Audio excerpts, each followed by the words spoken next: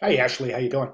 Okay, so I just want to mention to everybody who submitted Sunday that moving forward, it might be a really good idea to submit earlier in the week, and you know the reason. I mean, it's pretty obvious. So this way, you can apply any kind of recommendations by your classmates and instructor peer comment, instructor critique comments that may be applicable to the successful submission of the work for the specific week.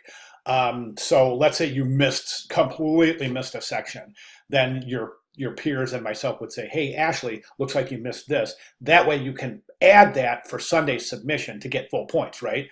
Um, Plus, also just moving forward. I mean, as you can see, this is a pretty fast-paced class. It's going to be very confusing at times, especially at first. I think we're all starting to get acclimated to the process now, but nonetheless, it can be somewhat confusing. So I just think that by submitting early, if you have the chance, and I get it.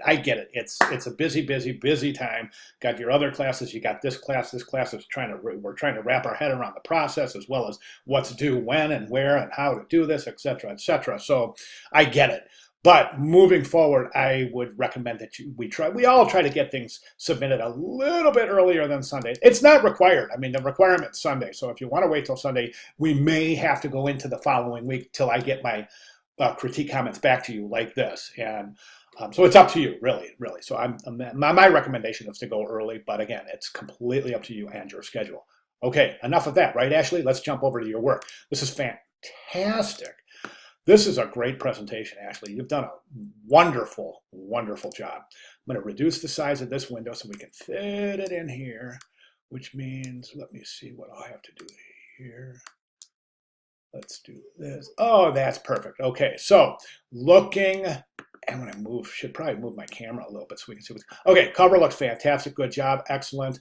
Workplace wellness overview. Just a kind of a, we've got the overview. Okay, so this almost looks like it's an overview of your app, whereas really what this is an overview of the presentation. So you might want to say, I mean, you might want to call this contents or something. And then eventually you'll fit the page numbers into here, right? Okay, so problem statement. Excellent. Very good. Great way to start the presentation. Outstanding. Go straight to research. Excellent job on your research. Oh shoot. Okay, so those links are live. That's fantastic. Let's move back. Okay, the main thing I'm seeing here in the presentation wise, I'm just going to slide off base here for a second, but presentation wise, we got a lot of different activities going on in each page, presentation wise. So it looks completely different than this. This is a 3-column grid. The type is much smaller. I think this is a great setup. 3-column grid. I think this is the character count here is really long, and especially when we start getting down here. Where was it? This is really long character count here. So I think you should set a grid and stick to it for the entire presentation, keeping your typography, headlines, body copy, everything very consistent. Okay, great job on your research. Great job on your problem statement. Target audience, outstanding. Really good job. So many students miss the importance of establishing a good, solid, very detailed target audience. And I think that you can kind of realize that you detail that target audience as much as possible. That way you can pull your personas from the target audience and establish your scenarios from those personas, all being accurate within the demographic of your main target audience. So it's really important. Good job here. Main app functions. Excellent. Again, here, this column is so much wider than this. Again, it just points to setting up a grid in the composition in the presentation. In this particular, I would go in all of your pages. I think that we can really adorn these, and I know you'll get there once you start designing these pages. You're just getting your basic stuff down now. But for example, this, and if you jump over to the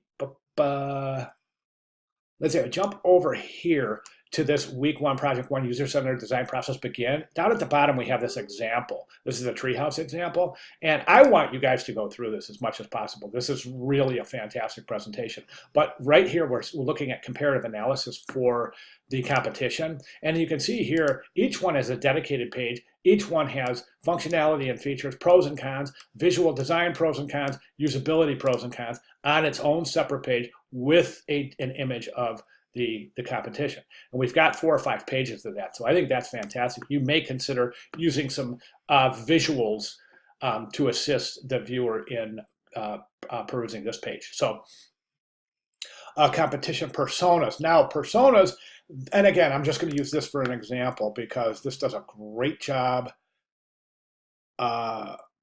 with the personas, and here they are. And the reason I love this is because each persona, we're getting to know the individuals in the persona. What better way to get to know them than use an image?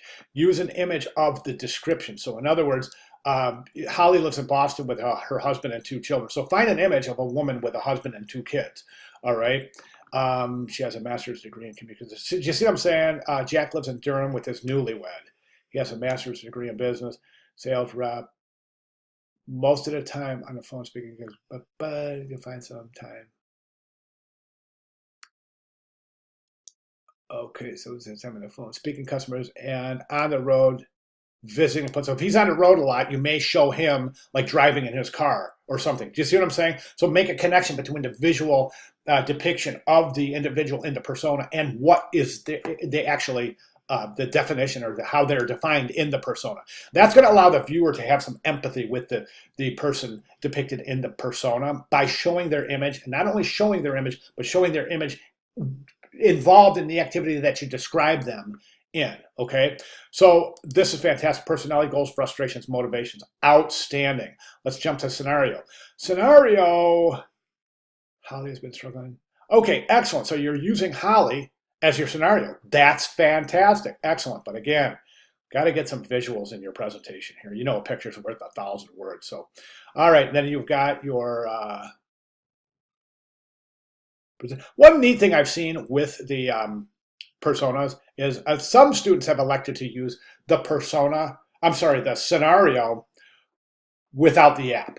Okay, so whatever the problem is persists as a problem. So we have scenario without app. Then we have scenario with app, where they depict through the storyboards in the description the problem being rectified by using the app. That's an interesting approach. You may consider that as well. You have your wireframes. Wireframes are great, but I would consider these sketches. Well, one thing I would recommend, or maybe even, you don't have to, this isn't required, manual sketches of wireframes are great. But if you take a look at this, and we can see how professional this looks if you digitize your wireframes. So you could have a section that says wireframe sketches, then digital wireframes showing them like this, then right over to your screen mockups. Do you see what I'm saying? And then with your scenarios and your paper prototyping. So of course, these sketches could be duplicated as your paper prototype. So so it looks like you got your phone, looks like you got each screen, so that's great. Now what I would recommend is, instead of moving the phone to the screen, because your test subject may be able to look at upcoming screens. So instead of having the phone free and the sketches on the paper, cut out the sketches to represent the screen. So you could even have the phone on the screen. So when you're doing your user testing, you would say, okay, ask your test subject, okay, click to sign in. All right, and then if they click the right spot, it would take them to the sign-in screen. You would just replace this screen with the sign-in screen right there, so that you can give them their next task, right? And then, of course, record all the data from your user testing, and you have to make changes. If you say, okay, now go back to the home screen from this screen, and they can't, and this is just an example, they can't find their way, you would record that data and make changes to this, so you can make changes to your final click-through prototype. And that way it can go to the back-end design engineers so that they can process the app, okay? And that makes sense, I think, right? So, okay, so excellent. So this is what's due this week. when I say this week, I mean week 2 because it's Tuesday, but this was submitted Sunday, and I had some prior engagements yesterday, so I couldn't run. So what I'm saying with this is what would have been done on Sunday is the ideation of the problem, target audience, 3 main functions of the app, competitors, established personas. I recommend 2 personas and I recommend 3 personas and 2 scenarios. The persona should be completely different characteristics of the user group. Wireframe sketches of all screen, storyboards of the scenario, paper prototypes, photograph, and post for critique. All right, we're ready to move into the user testing stage. Outstanding work here. Great job. Thank you very much.